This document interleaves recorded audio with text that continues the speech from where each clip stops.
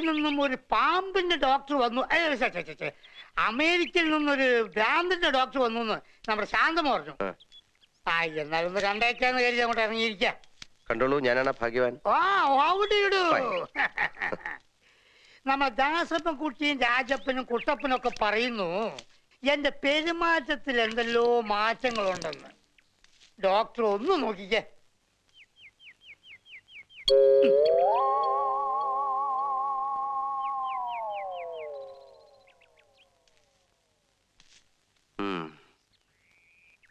പെരുമാറ്റത്തിൽ ഇത്തിരി പ്രശ്നമുണ്ടല്ലോ.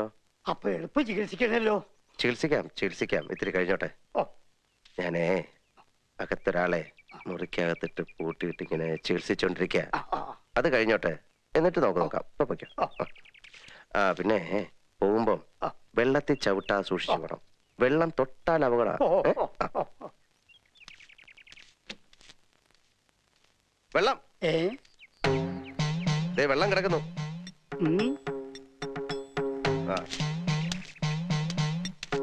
വെള്ളം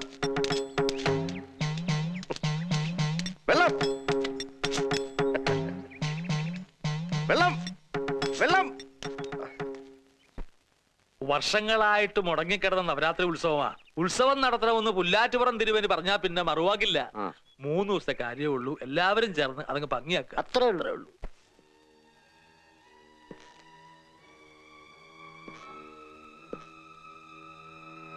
അറിഞ്ഞില്ലേ,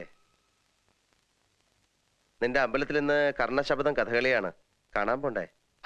ബോറടിക്കും, കാണണം. നാട്ടുംപുറത്തൊക്കെ വന്നിട്ട് ഇനി ഉത്സവം കണ്ടില്ല എന്ന് വേണ്ട.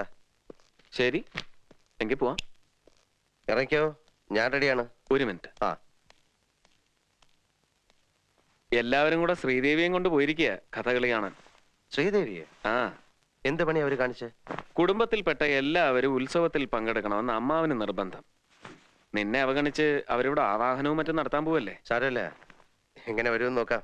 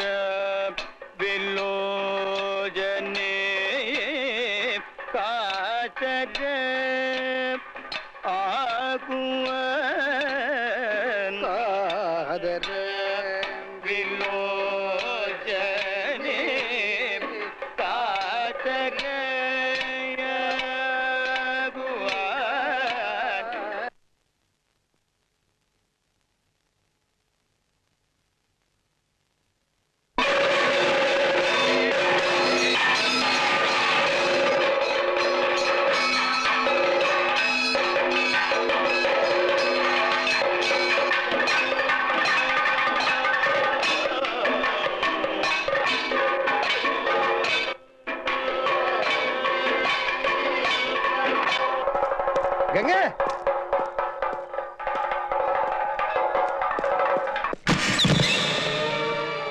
ഗംഗേ,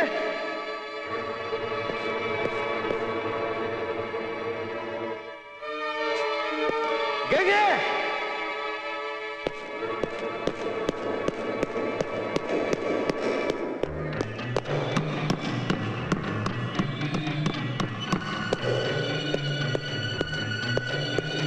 ഗംഗേ,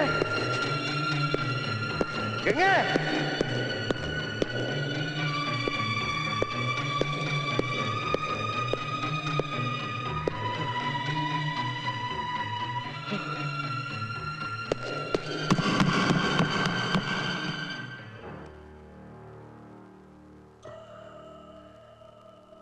ഗംഗ എവിടെ? സണ്ണി, ഗംഗ എവിടെ?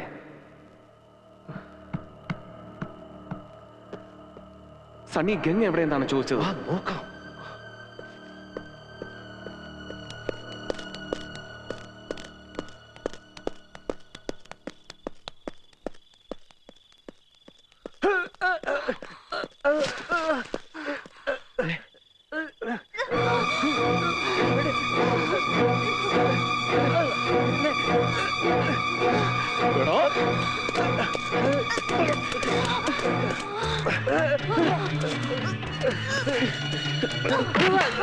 ഞാനൊന്നും ചെയ്തില്ല, പറയുന്നേക്ക്. അവനാണ് എന്നെ വെറുതെ വിടന്നെ. ഞാൻ പറയുന്നേക്ക്, ഞാനൊന്നും ചെയ്തില്ല.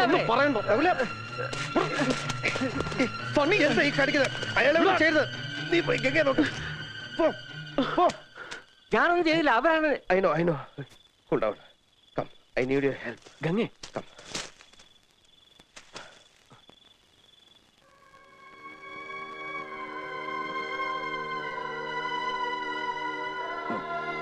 വന്നേ.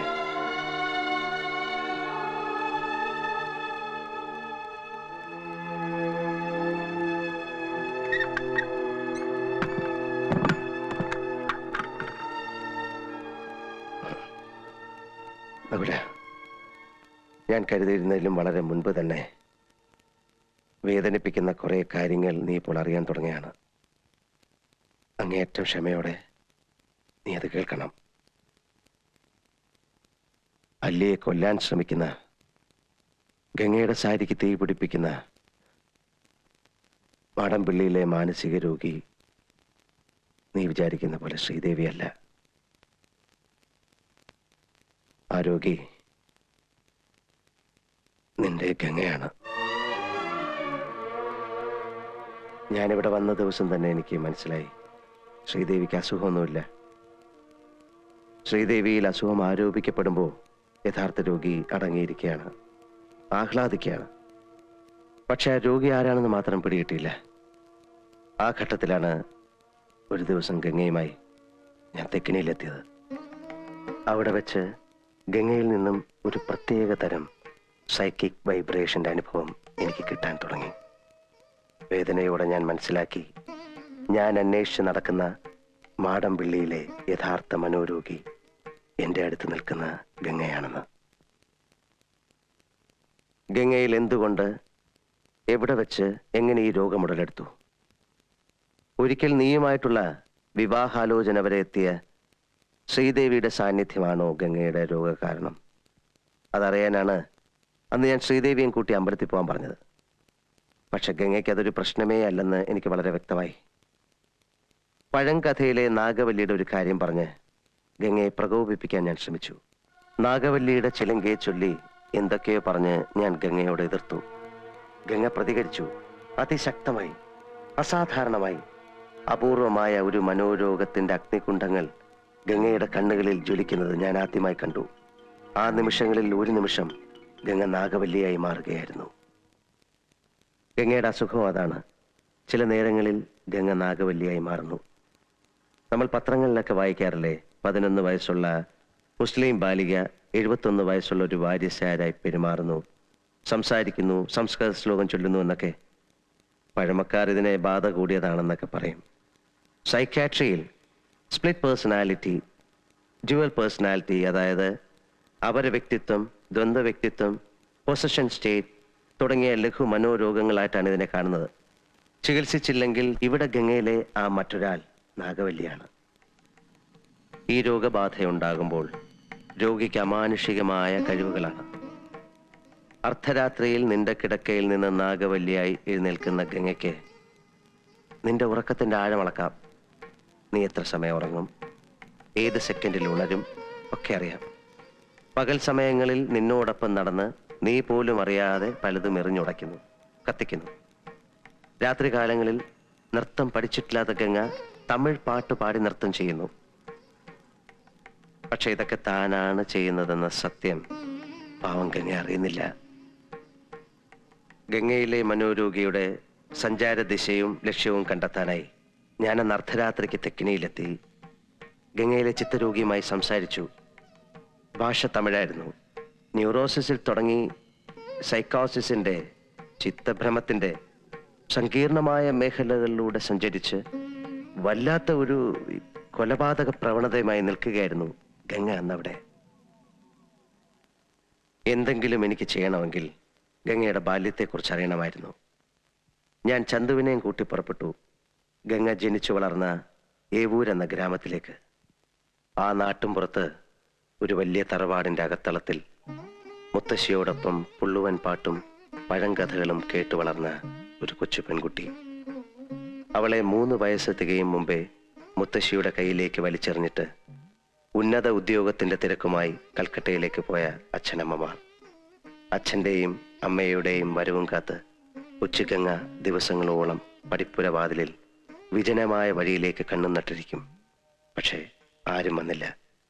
ഗംഗ SSLCക്ക് പഠിക്കുന്ന കാലം. ഗംഗയായിരുന്നു ആ സ്കൂളിന്റെ റാങ്ക് സ്വപ്നം. പരീക്ഷയ്ക്കുള്ള തത്രപ്പാടിനിടയിൽ ഗംഗ അറിയുന്നു കൽക്കട്ടയിലെ പ്രസിദ്ധമായ ഒരു കോളേജിൽ അഡ്മിഷൻ ശരിയാക്കിയിട്ട് അച്ഛനമ്മമാർ വരുന്നു തന്നെ കൽക്കട്ടയിലേക്ക് പറിച്ചു നടാൻ. ആ കൊച്ചു മനസ്സ് പിടഞ്ഞു. പഠിപ്പ് നിർത്തിവെച്ച് രാത്രികളിൽ ഉറക്കമില്ലാതെ ഗംഗ അലഞ്ഞു നടന്നു ആരിൽ നിന്നൊക്കെയോ രക്ഷപ്പെടാൻ. പരീക്ഷയുടെ 1-ാം ദിവസം ഉത്തരക്കടലാസുകൾ വലിച്ചു കീറിയിട്ട് ഭ്രാന്തിയെപ്പോലെ സ്കൂൾ അങ്കണത്തിലൂടെ ഓടിയ ഗംഗയെ ആ ഹെഡ് മിസ്ട്രസ് ഇന്നും ഓർക്കുന്നു. അതായിരുന്നു ഗംഗയ്ക്കുണ്ടായ ആദ്യത്തെ സൈക്കിക് ഡിസോർഡർ. മുത്തശ്ശി ഒരുക്കിയ മന്ത്രവാദ കളത്തിൽ അനുസരണയോടെ അവളിരുന്നു. അച്ഛനമ്മമാർ പറന്നെത്തി. വന്നപാടെ അവർ ഗംഗയും കൊണ്ട് തിരിച്ചു പറന്നു കൽക്കട്ടയിലേക്ക്. അവിടെ ഏതെങ്കിലും സൈക്കാട്രിസ്റ്റിനെ കാണിച്ചു കാണണം. അയാൾ എന്തെങ്കിലും മരുന്നും കൊടുത്തു കാണണം. എനിവേ, ഉണർന്നെഴുന്നേറ്റ ഗംഗ കഴിഞ്ഞതെല്ലാം മറന്നു. അവൾ കൽക്കട്ട നഗരത്തിന്റെ സന്തതിയായി. എങ്കിലും രോഗസാധ്യത, possibility of another psychic disorder ഗംഗയിൽ ഉറങ്ങിക്കിടന്നു വർഷങ്ങളോളം. പിന്നെയായിരുന്നു നീയുമായിട്ടുള്ള വിവാഹം. വിവാഹം കഴിഞ്ഞ് നിന്റെ അമ്മയിൽ നിന്ന് ഗംഗ ഈ ഗ്രാമത്തെ പറ്റിയും ഈ തറവാട്ടുകെട്ടിനെ പറ്റിയും കേൾക്കുന്നു. ഗംഗ വന്നു നിന്നോടൊപ്പം. പക്ഷെ ഇവിടെ ഗംഗ എതിരേറ്റത് തിളങ്ങുന്ന ചമയങ്ങളും കടുത്ത ചായക്കൂട്ടുകളുമുള്ള പഴങ്കഥകളും അന്ധവിശ്വാസങ്ങളുമായിരുന്നു. അടിച്ചമർത്തപ്പെട്ട നാഗവല്ലി എന്ന കഥാപാത്രത്തിനോട് തോന്നിയ സിമ്പതി പിന്നൊരു എമ്പതിയായി മാറി. തീഷ്ണമായ ഒരുതരം തന്മയി ഭാവം. താൻ നാഗവല്ലിയാണ് എന്നൊരു തോന്നൽ. ഗംഗയുടെ സ്വന്തം വ്യക്തിബോധത്തെ എന്നേക്കുമായി കീഴടക്കിക്കൊണ്ട് ആ മനസ്സ് പൂർണ്ണമായും നാഗവല്ലിയായി മാറാൻ തുടങ്ങുകയാണ്. അതനുവദിച്ചുകൂടാ, ചികിത്സിക്കണം. അതിനാദ്യം വേണ്ടത് താനൊരു രോഗിയാണ് എന്നുള്ള കാര്യം ഗംഗയെ ഒരിക്കലും അറിയിക്കാതിരിക്കുക എന്നതാണ്. ഇപ്പൊ നമ്മൾ 3 പേരെ കൂടാതെ ഈ കാര്യമെല്ലാം അറിയാവുന്ന ഒരാൾ കൂടിയുണ്ട് ഈ വീട്ടിൽ, ശ്രീദേവി. ഒരിക്കൽ എല്ലാവരുടെയും മുൻപിൽ വെച്ച് ഗംഗയുടെ രോഗം പുറത്തു വരാൻ പോകുന്നു എന്ന് തോന്നിയ ഒരു ഘട്ടത്തിൽ അതൊഴിവാക്കാനായി ഞാൻ ശ്രീദേവിയെ മുറിയിലിട്ട് പൂട്ടി. പിന്നീട് ഞാൻ ആവശ്യപ്പെട്ടപ്പോൾ നിനക്ക് വേണ്ടി, നിന്റെ ഭാര്യയ്ക്ക് വേണ്ടി 1000 തവണ വേണമെങ്കിലും ഭ്രാന്തിയായി അഭിനയിക്കാമെന്ന് ഏറ്റവളാണ് അവൾ. നകുലേട്ടാ, നകുലേട്ടാ, ഈ വാതിലൊന്ന് തുറന്നേ. ഇതാരെ പൂട്ടിയേ? നകുലേട്ടാ,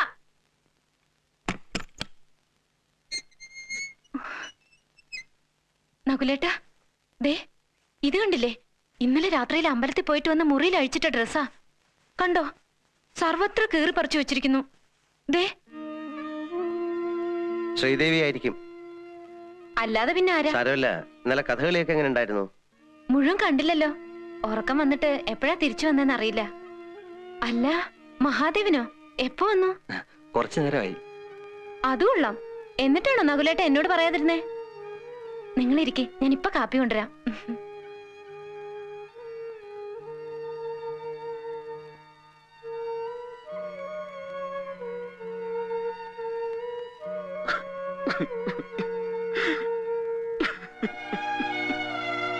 നകുല, എന്താ എന്താണത്?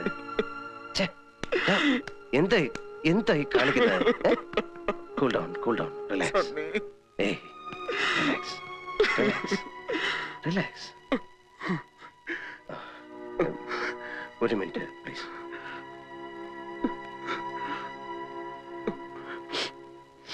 ഇപ്പോൾ നിങ്ങൾ താമസിക്കുന്ന ആ വീട് പണ്ട് രാമനാഥൻ എന്ന നർത്തകൻ താമസിച്ചിരുന്ന വീടാണ്. ഗംഗയിലെ ചിത്തരോഗി നാഗവല്ലിയായി മാറുന്ന നിമിഷങ്ങളിൽ താങ്കൾ ഇവിടുത്തെ പഴങ്കഥയിലെ കാമുകനായ രാമനാഥനായി മാറുന്നു. നകുലൻ ക്രൂരനായ ആ കാരണവരും.